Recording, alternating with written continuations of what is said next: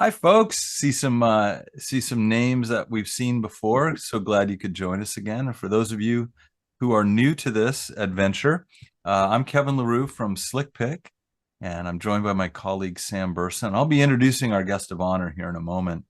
But in case you didn't know it, you're at our 52-week photo challenge review. Every once in a while, we bring a pro photographer in that we like and enjoy spending time with, and who might actually have some insights for us. I think Jacob fits the entire bill here. But yeah, we're going to go through a couple of months worth of images. We're going to go through the August and September catalogs and just gain some great insights from our guest today. So Jakub is a photographer and workshop leader, obviously, and does some fantastic landscape work. You can see at his website, and Sam will put this in the chat, but his website is borsphoto.com.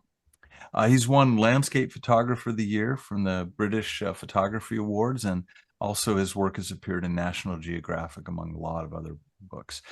And one of the things I'm particularly excited about is he claims that he's the photography curator for Photohound, and I don't actually know what that means, but I think it means he looks at a lot of images, which means that he's going to have some great insights for us today. So no matter where you are in the world, welcome to the 52-week challenge review, and say hello to our friend Jakub.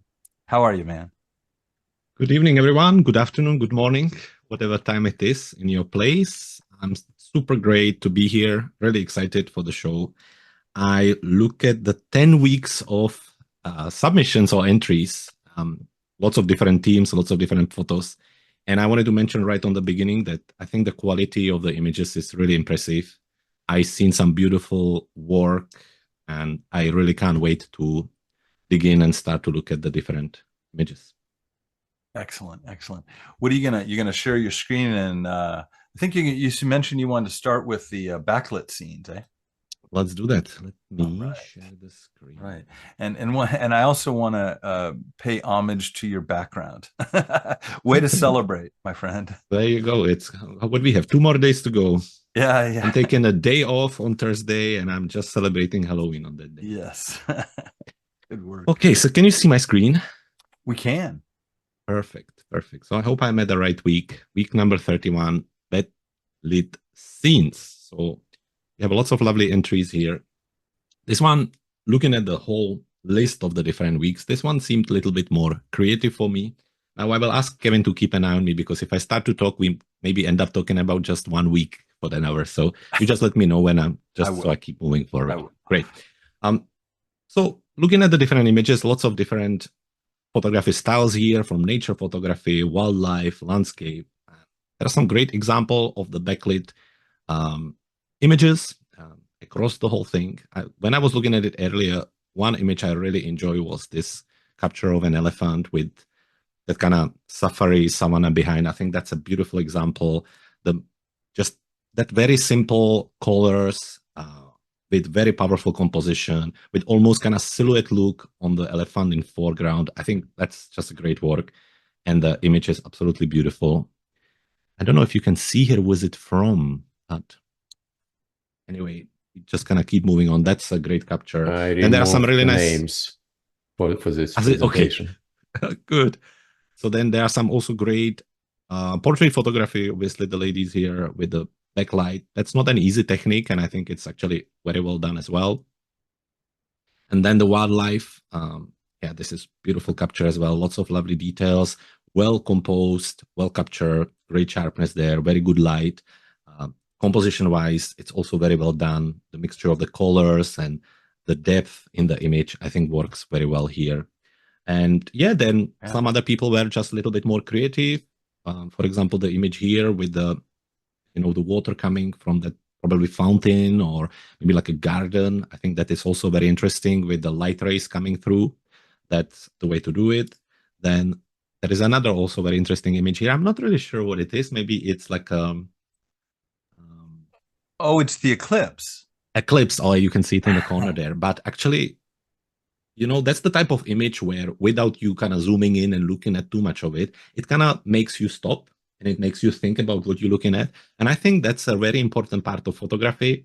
I think us as a photographers, we often overthink the whole photography. We kind of start to zoom in and we look for ISO and noise and exposure, where really the most important thing is that when you show the image to somebody that they like it, the first impression is really important. And this is a great example of it. So without me knowing that it's the eclipse, it just really looked very interesting for me and it made me stop. So yeah, lots of beautiful work here, well put together.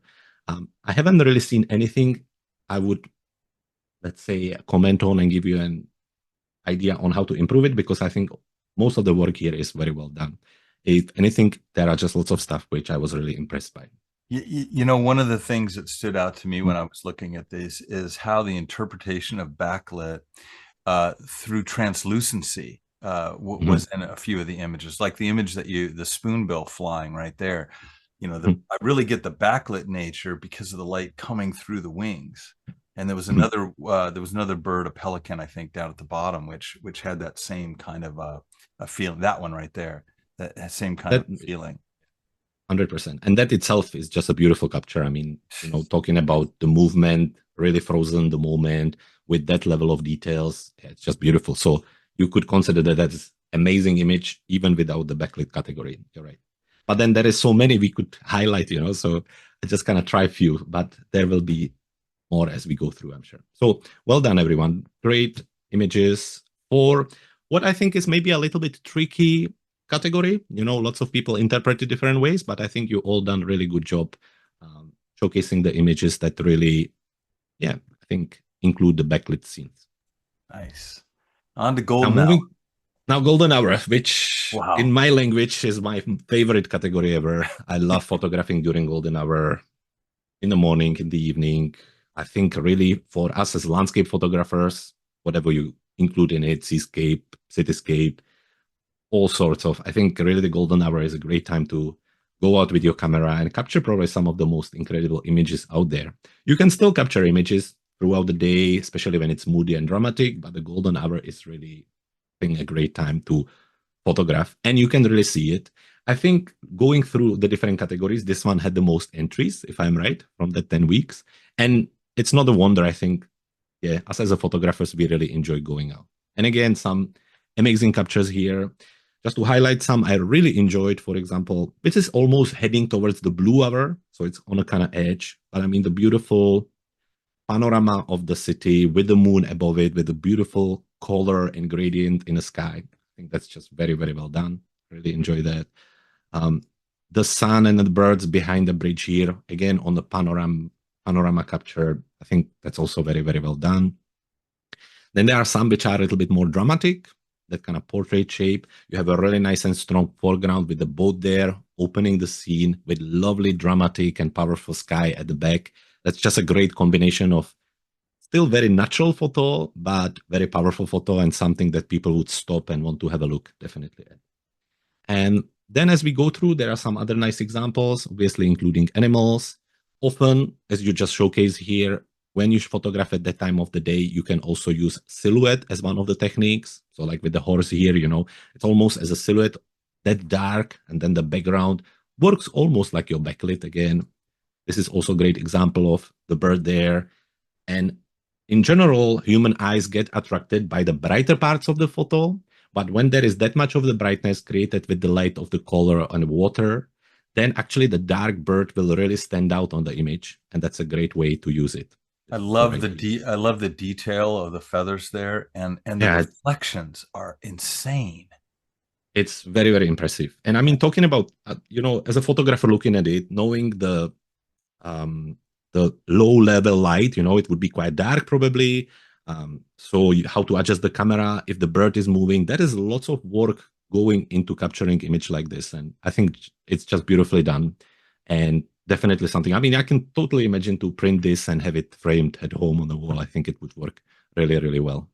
The long exposure, also a really nice way to capture golden hour, going to the sea and then kind of combining together the beautiful light of the golden hour and then the movement of the sea with long exposure. And I think often the long exposure works the best when you combine it in a contrast with something steady, like the cliffs here, you know, like something that has a texture. I think that really helps to highlight the movement. So this is a great example of it.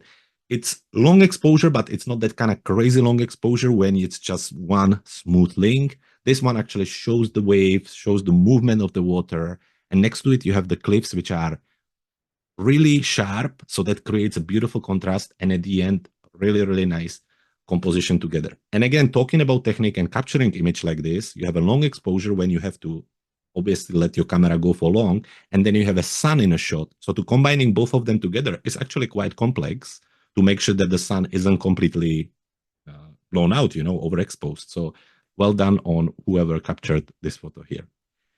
And just kind of looking, making sure that I highlight everything. Just talking about maybe one thing to pick as a suggestion for some of the photos. When you look at them, some of them you can see that the sun is actually overexposed, that you can see it's just this massive ball of light. And that's why you just want to be a little bit careful. It takes a little bit of practicing to make sure that you get more details in the sun. Sometimes it's a question of how the image was captured, and sometimes it's also a question how it was edited after. Sometimes just a slight adjustments with the highlights will actually lower that amount of glow, and you would be able to get a little bit more details there. I've seen it on a number of pictures. You just want to play around with the shutter speed or with your exposure compensation. And the best way is to basically take the image, look at it at the back, maybe look at it with a histogram in front of you, just to see how much of the brightness you're getting around the sun to get the most out of the image. So that would be really just one suggestion. There was actually a few where I thought maybe you just need to have a look at it. This is another example where you just get a lot of artifacts around it and it's really bright. So again, it would be good to take the image, have a look at the back, and maybe take 2 or 3 or try bracketings when you would get one image on the right exposure and then maybe underexpose it and overexpose it. And when you edit, then to choose which one you would like to use. So that was just one note for the golden hour where I think you need to be careful when you include the sun in a frame to make sure that you get the details even in the sun and around the sun. Make sense? Yeah, it does. I mean, and again, as you said, lots of great examples there. Are you using HDR techniques at all, Jacob, to Yes, down actually. the sun at every? So I used to much more. Now the camera I have is actually quite able to capture it most of the time with one shot. I generally underexpose my photo quite a lot just to get the detail. But anytime there is a sun in my frame, anytime I photograph image where there will be sun there, I will always capture it -2, 0, and +2 with the brackets. Okay. And that way I know when I get home, I will have one of the compensation will work. So yeah, it's more a safety precaution. Makes sense. But yeah, I think as the technology improve, the cameras have just much better sensors and they are able to capture the images better. But back in the day, yes, I would take 5, 7 exposures just to make sure. I remember those days. Yeah. Moving to self-portrait. Just interestingly, I was looking at the self-portraits and I just read recently about a photographer called Vivian Maier. Have you heard about her? Oh, she's amazing. She's one of the icons of street photography back, I want to say in the 30s. And I was amazed by the story that actually her work was only discovered after she died. Yes. That is crazy because there was some financial difficulties and I think her work had to go to auction or maybe her place and they discovered this incredible portfolio of images. And actually a big part of her portfolio are self-portraits. Yeah, exactly. But always in glass reflections as or mirrors. And yeah, I think windows and I think she was a nanny for a family, and on her days off, or when she wasn't needed at the house there, she would go out with her camera, and the kind of the historical archive of her body of work was really interesting to me when I was looking at it. Yeah, I found it incredible. That amount of work, and if anybody is interested in self-portrait and street photography, I really suggest you to have a look at her portfolio. It's incredible. So following that and talking about self-portraits, then there are some self-portraits which are staged in a way like we see here, in a studio, very well done, great technique, lovely light, lovely composure and framing. And then there are some which are a little bit more playful and creative, just like here with the, in a car, or here actually in the reflection on the motorbike, which I don't mind. I think it's kind of cool way to play around with it and have a fun with photography. So when you talk about self-portrait, there are many different ways you can approach it. This one would be more like your Vivian Mayer in a way, reflection in a glass, where some of them, like I say, just very well put together, well lit, well staged, well executed with the camera and well edited together, So it's almost like a two disciplines or two techniques. And I think, again, whoever joined this week, you did extremely well. Some of them are actually very well done. For example, here, talking about low light situation again, with some bokeh effect at the back and very well lit, good details and well composed. I think the overall look and feel of the image works very well. That kind of warmth and the light coming from the side. That's really, really well done. And no glasses glare, right? And no glasses glare. That's I keep telling the Skylum Luminar guys, I want an AI that removes glasses glare. Totally. I think that's a must. That should be the next tool. But I think it's not that simple to do, but I hope we're going to see it soon. So yeah, so those are some examples of the really nicely staged self-portraits, almost like in a studio environment. This one in black and white, I think is really cool as well. The combination of the contrast, the black tie, the black pants with the black camera, I think all of that works really well together. And then, yeah, some more. And then I really like some of the more creative ones where you just kind of play with different layers, try to put them in and just be really creative with it. This one with adding different overlays, make it more technical, is also really, really creative. So well done. I think when you sell self-portrait, it's kind of open stage on what you can do with it. And I think everybody tried to approach it from their way and did very well. Which brings us to rule of thirds. So rule of thirds, which I think for me as a landscape photographer, one of the probably most powerful composition techniques out there. I love it as long as some people just try to really push it in, so they looking at the scene and their head is basically coded for the rule of thirds. And instead of trying to capture the scene, they're just looking for that golden triangle on one side and try to push it around. And I think after that, it's a little bit visible. So I like the rule of thirds. I really like to use it when it's naturally in the scene. And there is a lots of great examples of it.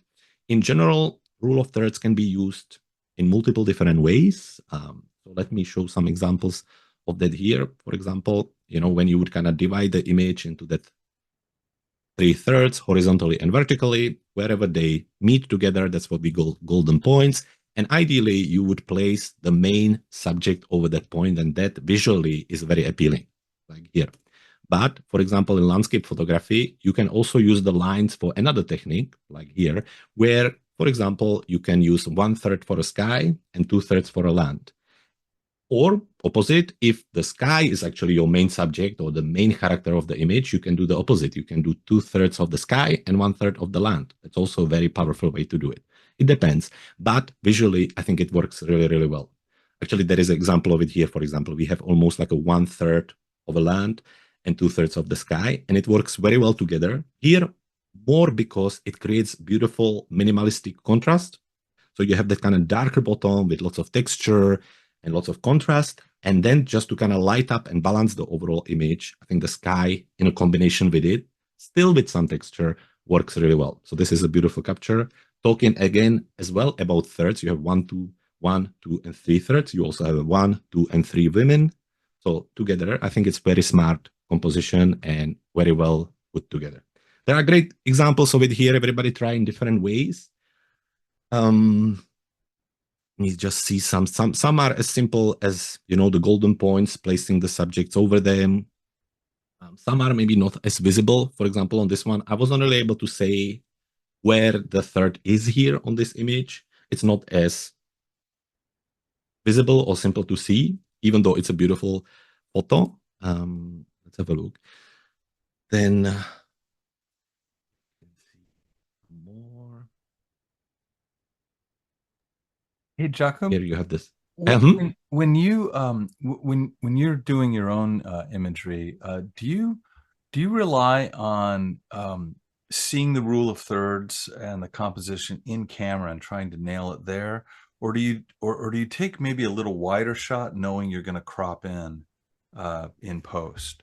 What's your personal technique, or does it vary? So I used to do, I used to capture it wider, as you mentioned at the end. I used to take a bigger scene, and I thought, well, I will figure it out after. But as I get more comfortable with what I'm looking for, maybe I have a better vision of what I will be capturing and what I will be doing with the image. I'm a little bit better now at doing it in camera, this part. Oh, cool. Okay. But sometimes I also regret it after. I know. Yeah. I'm glad you said that, because Yeah. sometimes I get a little overconfident with, and it's like, oh man, and that's where generative fill comes in. That's it. And the only thing is, not recently, but let's say in the last several years, I really started to be very specific on, I now capture every scene I like, I capture it in landscape and portrait mode as well. Oh, really? Oh, because of the, because of the arrival, the social media, Instagram, magazines, when you want to be published, lots of them looking for a portrait crop, and you can have a stunning, landscape capture, but if it's in landscape shape and they don't have a space for it, then it's just not going to use it. So I really pay attention to it now much more than ever before. That's cool. Probably, the biggest. That's good. Good to biggest difference. Okay, so rule of thirds. I think that's quite clear. Great examples here, well put together. Lovely combination of some very minimalistic black and whites and some very dramatic or very saturated and beautiful captures. And also nice example of using it in portrait framing, which is not as usual. Lots of people use rule of thirds in landscape framing, where this is a good example of portrait. Now, moving to tell a lie, and I have to be honest, I look at it several times. I wasn't really sure what to be trying to do on this one.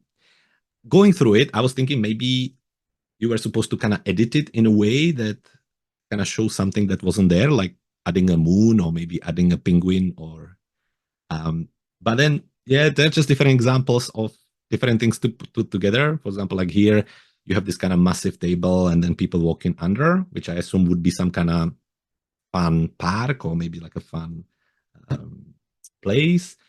And then you have some other areas where just things like just put together. As I said, there are some clear examples of photo manipulation, some of them done actually very well. I think this probably also, adding the light coming from the lighthouse. Yeah. And then there were the monks, which I wasn't sure. Maybe there is some meaning behind the actual picture. Not sure, but hard to tell. I remember when Sam and I were talking about this category, we thought, let's throw a few things in, categories in during the year that we will have no idea what people come up with, and this was one of those highly subjective ones, and also creative, right? Yeah, definitely. And people definitely tried. Like I say, it's just different things. Some are very abstract. Some are really simple. Some clearly, just trying to mix different techniques together. And I mean, the name of the category definitely kind of invite you to be very creative. And you can see that people just try different things. But I'm always a little bit,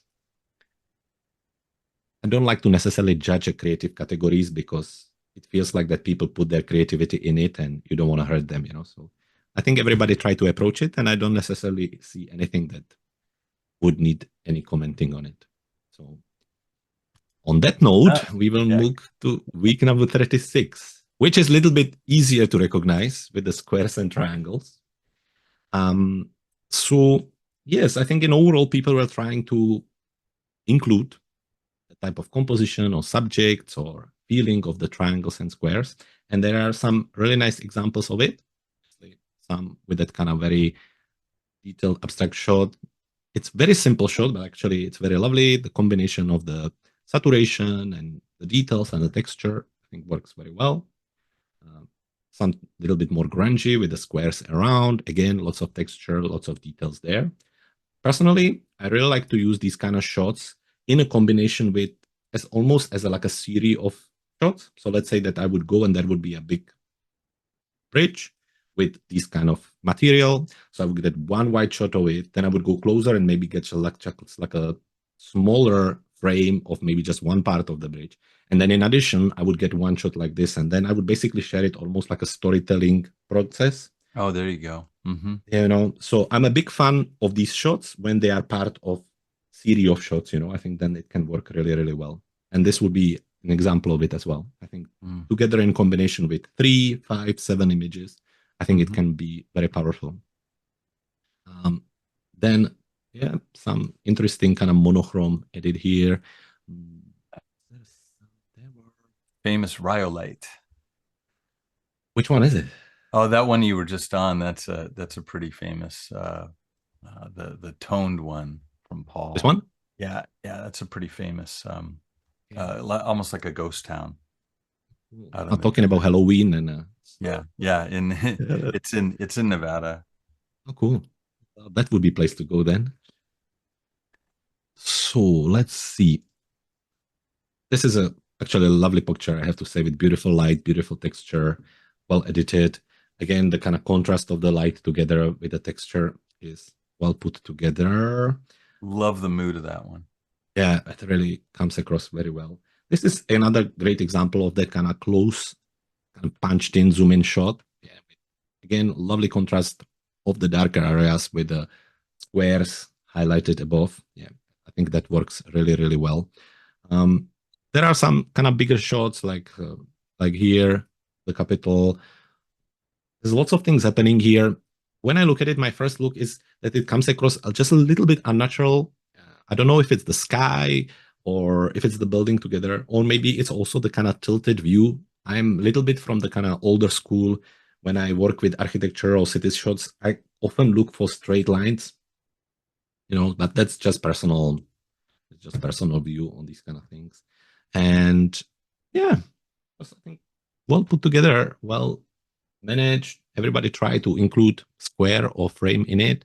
I think, yeah, as a result, it worked very, very well. Was there a picture you wanted to highlight, Kevin? Or no, I think this category is pretty well plumbed, and I do like I was interested to see the folks who tried to do the squares or triangles in nature, right? You know, it's fairly straightforward if you're into architecture, right? It's pretty easy to see that stuff. But I was pleased to see the number of people who, got out in the mountains and like the images that we're seeing there, and you're kind of picking out the triangles there. Yeah, you can kind of see the shapes there. I don't think it necessarily need to be, again, coming back to the previous category. It doesn't need to be that exact, you don't look for exact triangles, right? You just, like here, again, it's not like exact triangle, but it just works there. And I think it's a lovely capture. So yeah. Well done, everyone. Good stuff. That brings us to hallways and staircases. That is also a subject I'm a big fan of because I think they can be visually very pleasing. I think the flow, depth, the leading lines, I think they are, in addition to the rule of thirds, also really powerful ways to compose images. I mean, just kind of looking here, for example, regardless of the image, I mean, this is very powerful. You look at it and your eyes immediately go through the image. They wonder what is happening at the back. They follow the lines. They follow the light. It's just a lots of good stuff happening here. So whenever you in doubt on subject or composition, the leading lines, which are often present in hallways and staircases, are just a really great and powerful way to compose and photograph an image. That goes for many different subjects. So the staircase themselves, obviously, again, leading line, flow, visually itself, when a human eyes see the stairs, it kind of attracts you to walk on them. So you're just looking at it and you kind of want to go through the image, walk up and see what's up there. So it's a great example here. The kind of corridor coming through, also very powerful. The moving staircase, another great way, lots of leading lines. Yeah, just, lovely depth in the image. Some people were creative in different ways, like with the wide angles. This is one of my favorite from this category. I really enjoy it. I think it's very smart, the kind of movement around, the shadows, the highlights, the depth, the texture in the image. I think all of that works really, really well. And I think turning into black and white is really smart because that takes away lots of distraction, which would maybe be caused by the the colors or imperfections. And I think this just allows you to focus on what's happening there. And you can see lots of leading lines here as well. For example, the way the bricks are shaped on the floor or following the light. Yeah, so this is a great capture. And there is lots of other great captures. Some people really went wild with the white captures, and this is another great example. So obviously it's very distorted, but because it's very well balanced, it has a really nice symmetry, it actually works. I think when you go for this really wide capture, you really need to take a time to find that exact spot in the middle. So if you would almost draw a line in the middle and you would fold it around, it would almost match. And that's when it really works well. And this is a great example of it. Yes, it's quite noisy, so probably maybe the light situation was really difficult here.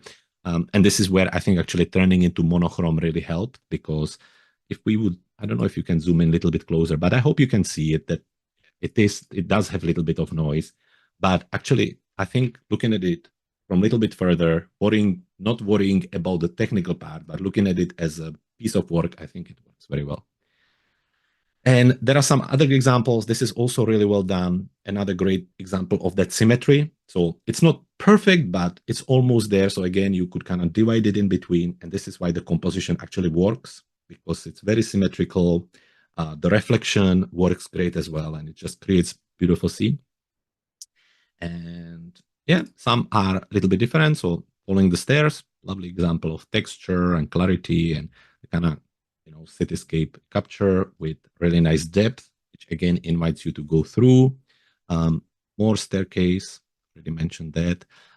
This, when I look at it first, it kind of reminds me the staircase in the Vatican, the famous picture by Scott Kelby and others, So this is kind of version of it from Luther King Library. Interesting. Very nice. Very nicely done. Lovely light coming, lovely capture. Yeah, lots of good things done here.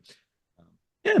Do you when you're taking pictures of staircases or hallways yourself, how much do you do a lot of distortion control, or do you select specific lens types that are going to minimize that and make your line straight?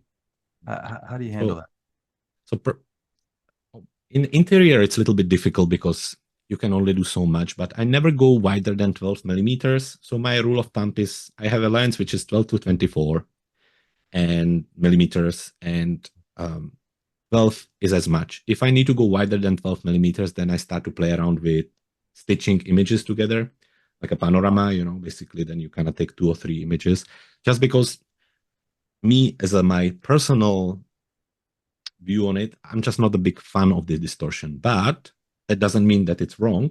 And I just highlighted some examples where I think it can work really well, So my personal opinion, or it doesn't necessarily mean it's right. It's just, so that's kind of my rule of thumb. When I'm outside, when I'm not in a building, I generally try to stick to 24 millimeters and not wider, because I feel that when you go wider than 24 millimeters, the distortion between, the kind of heights of the mountains or the buildings start to be really distorted, because whatever is close to you is going to be much bigger than what's further away from you.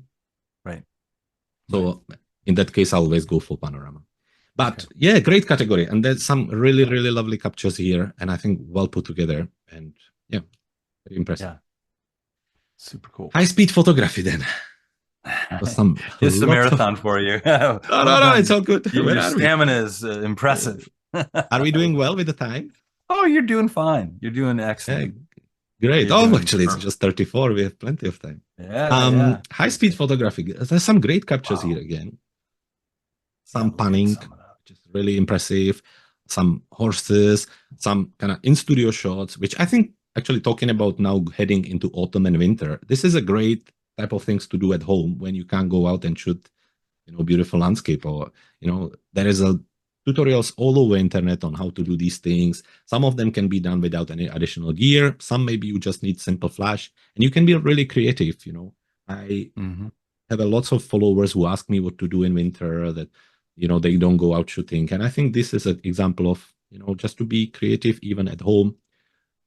Another lovely, example would be like a studio shots like this. This one is very well done. Lovely level of details, lovely light, the white background. I think it works very well.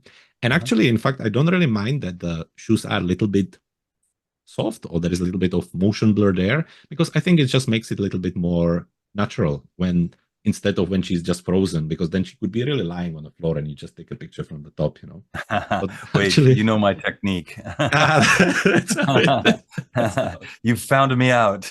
I thought us as a photographers, we are bad at these things, but recently I was part of a movie production.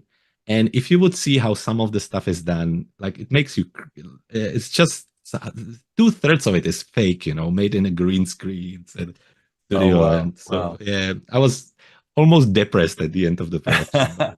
Well, they do deal with 30 to 60 frames a second, so they can. Yeah, It's a lot of sleight of hand going on. Where you notice much less than. Yeah, that's fine. Okay, coming back to it. So this is very creative, I think. Obviously, kind of combining multiple shots together. I think this is actually a very good technique. I've seen it several times before. It's not very simple. The post-processing also take some extra time, but this is a good example of it. Just kind of, if I assume that it's the same person just going through the tricks, so then you kind of just keep shooting and then you combine it together to this result. I think that works really well. I just noticed, and maybe I'm right or wrong here, but it looks like there's 3 guys going one way, and then they've got 3 coming the other way. I thought it was a continuous motion of the guy going through the scene in one direction. But it was the same guy, to be honest. I almost think it's the same guy, but there's 3, like on the left-hand side, they're going, out of the picture, and those guys on the right are coming into the picture. I don't know. Maybe I'm interesting. I'm not sure. Could be. But the technique probably kind of following the similar idea from earlier. This is the same idea. I think perhaps because you can see all the shots here, I find it a little bit cleaner than here when you have maybe like one part when he's just, you can just kind of see his top and everything else is removed. Right. So for example, in this case, I would maybe I would avoid the one shot, just kind of, I would probably prefer each of the person with the bike to just be there. I think that would make it just a little bit more cleaner, because when you look at it, so you can trick, I found that you can trick human eyes only to a certain degree. And then once they hit the point when they just start to see that it's a little bit fake, then they just lose interest very quickly. And because of the technology and everything, when they look at image like this, when they start to see, things being cropped away in this way, I found that sometimes it's just kind of, it doesn't necessarily work, but it's still good effort to try to capture it together. And well done. I would have never even attempted that kind of a masking, and it's insane.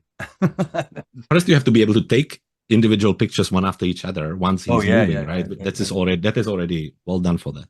And then the post-processing, it's more as an advice, maybe have a less examples of the person and just have them all there would work. This is a great example of panning, very well done there. Then horses moving, also not an easy discipline.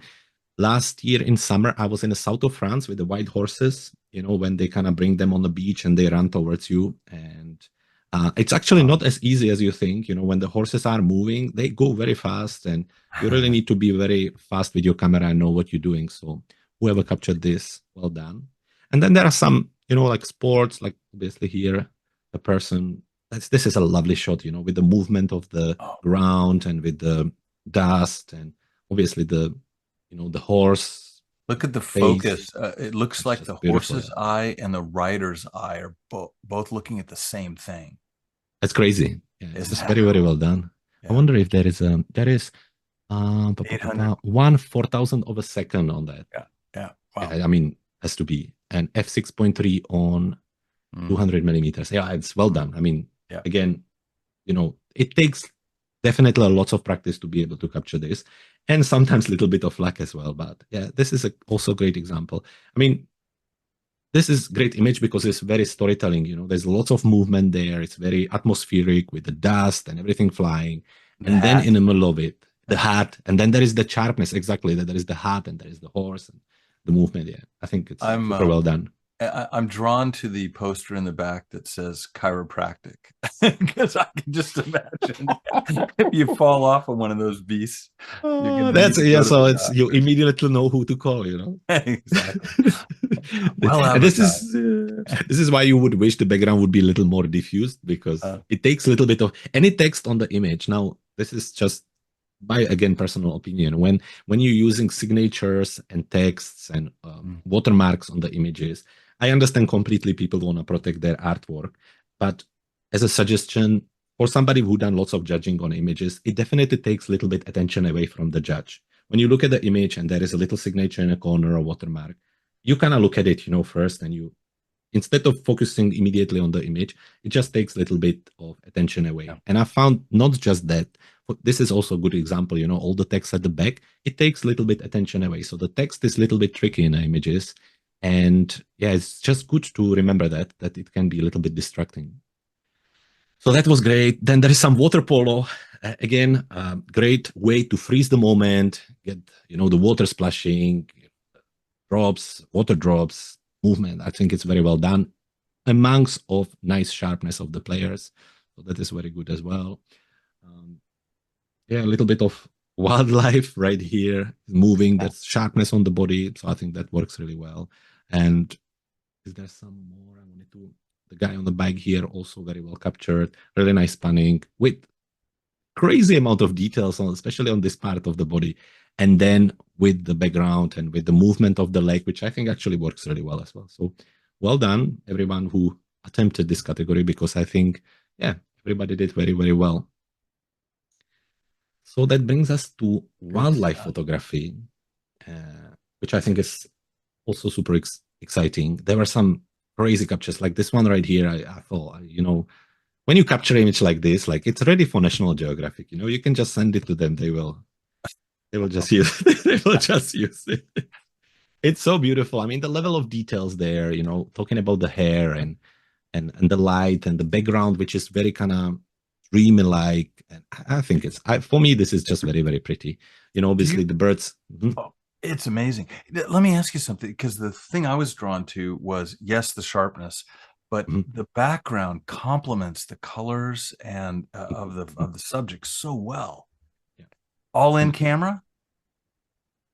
I hope. I hope. Me too. Great. What an awesome shot.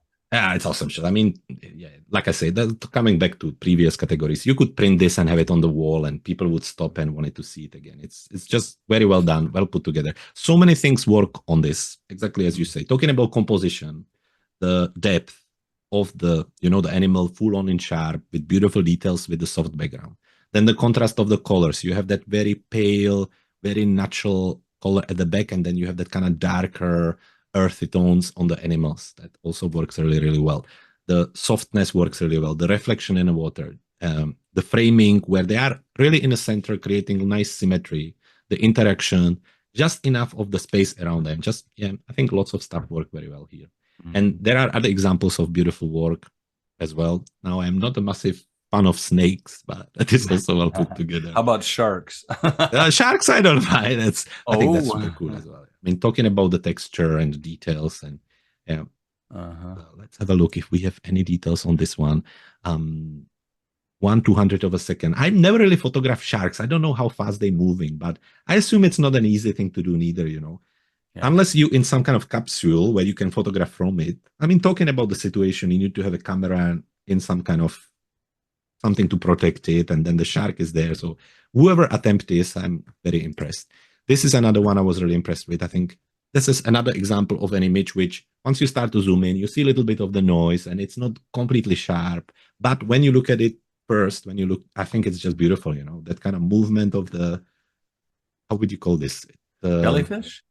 Jellyfish, yeah, the contrast of the colors from that kind of darkness, the glow. I think it's very well done, and whoever captured this, well done. This is a little bit Halloween-like, but yes, but I think it's also very nice. I'm talking about bucket list. Photographing polar bears in a natural habitat is definitely for me up there, and something I would really like to do. So whoever had the chance, well done on that.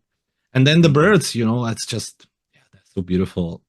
There is something about the owls that people just really like. Yeah. I think it's very attractive, and there are some great examples of that here. Also, this one, I mean, talking about bird, just about to, if this is in one image, that's incredible. You know, I was looking at it several times and I was wondering, is it really in one photo? If it is, it's just very impressive. Well, if you read the description there, Jakub, it said the in order to swallow that fish, the trajectory of the fish into the throat of the bird has to be just perfect. Mhm. And he says the bird was tossing the fish in the air for over an hour to put it on that trajectory. Wow, that's crazy. That's crazy. That's crazy itself. And then being able to capture it is just very well done. It's very impressive. Wow. You know, you can see the shutter speed on the 1/2500 of a second, obviously, to really freeze the moment. And then you also have to find the right balance between the f-stop and that really long lens to make sure everything is in focus. So again, talking about technique, this would be very complex, and whoever done it, just well done. And still some great examples of the wildlife. You know, talking about, there's absolutely nothing wrong with it. In fact, it's very, very well done. You know, soft background, creating beautiful depth, well composed, lots of lovely details, lovely light. The monkeys here, you know, having great time with That's crazy. the rest of the landscape, also very well done. He does look a little bit grumpy, but we forgive him that. And this almost kind of like obviously talking about the wildlife, but also maybe mixing it with a little bit of textures and that kind of pastel tones that can work very well. So well done. Yeah, well done. Well done. Cool category for sure. Oh, and I think we almost on. There was one picture I wanted you to show me. If you just go down just a little bit. It was that wolf picture right there. I wanted to see the sharpness of the eyes. Okay, very interesting. No, it's very well done anyway. It's very atmospheric. That snowy landscape with that dark subject, I think that works super well. Yeah, that's cool. Good stuff. Good stuff. 840th on the lens. Wow. Okay. What so now we going? You're fine, man. No, what a fantastic run through of all these images. Thank you so much. Are we not doing the framing? No, you're done. You're good. Shame that. Take a breath. Okay. Take a breath. No, this is fantastic. Well, tell us about your next adventures. I know you mentioned you're speaking in January. You got anything else coming up? Any workshops or anything? Lots of different things planned out. So in January, I will be on show in London called Society of Photographers from 15 January onwards. And I will have a really nice talk there. So recently I went to Amsterdam and I wanted to study a little bit of Rembrandt and how he does light for his portraits. And I wanted to see if there is something from that I can learn and apply it to portrait photography in general. And interestingly, of course, there was a lot to learn about the light, but there was much more to learn about how he approached artistry in general. Like he was really on the top of the new technologies and new paintings and new techniques and everything. And I think as a photographers, we very often just kind of get a little bit of stale, you know, like we have a workflow and we don't really want to change it. And the new things coming, I don't really have a time for it. Where even these old masters, they were really on the top of these things, always looking for a new and better way to do stuff. So I was really impressed by that. And so I'm going to have a talk basically using Rembrandt as an example of how really important is it to be aware of what's happening in the industry and then making the decision by yourself if you want to use these things. But just blindly, like basically avoiding them is just not the way to do it, I think. So that's the talk I'm going to have there. That's cool. And I will be also on British Photography Show, which is in March in London and is the biggest show in Europe. And I will be talking there about AI in photography. And basically my goal for that is I just really would like to remove the taboo from that. I think lots of people, when you mention AI, they just think about the generative things where you add things and remove things. And I think lots of people get really scared and intimidated by it. And to some degree, quite rightly so, because there is just not enough information and the examples out there, they're just very overwhelming. But there is lots of really good stuff coming with these technologies, which can be used to speed up the workflow or be more creative or just get new ideas. So I will do that as well. Going back to the high-speed photography, and we were talking about how difficult it is maybe to mask some of those images. I mean, AI masking has really come a long way. Exactly. And you're not doing anything what wasn't there before. You're just doing it much faster and much more efficiently, you know. So I think correct. There's only advantages there. Well, very cool, man. I want to again extend thanks from Sam and I'm sure I'm speaking on behalf of the audience here and all of those who will watch the recordings for generations to come. You did a great job. I thought you picked out some excellent examples, and the insights were very, very helpful. And just wanted to show my appreciation. Say thank you very much. I hope our paths cross in person sometime soon. Definitely. I'm looking forward to it. And thank you everyone for staying until the end. It was lots of fun. And you should be all very proud about your work. Thank you so much. Thank you. And you can check out more of Jakub's work at borsphoto.com. Sam put the link in the chat. And definitely take a gander at his stuff. And are you still doing podcasts? I noticed that big mic in front of your face. Yes, I do lots of content. I do interviews once a month, but I have a YouTube channel where I teach lots of editing in Luminar Neo, as you know. Oh, okay, great. And if somebody goes to your website, they can link out to your YouTube and other places. Yeah, definitely. Fantastic. Okay, everyone, have a great day wherever you are in the world, and we sure appreciate you joining us here for SlickPic Academy 52-week challenge review. Take care, guys. Bye now.